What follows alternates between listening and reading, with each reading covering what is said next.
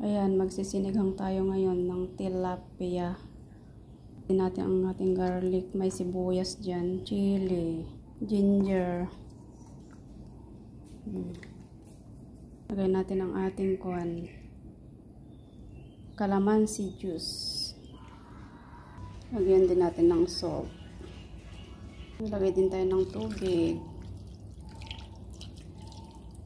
Ito na, iluluto na natin. Kompleto na ang kanyang ingredients. Ito na. Lagyan natin ng kaunting pepper.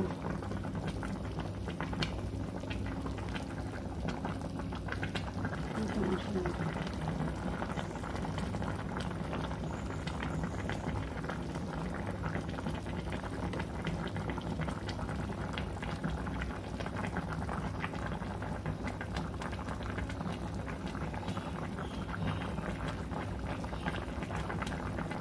Ang ating paksiw, sinigang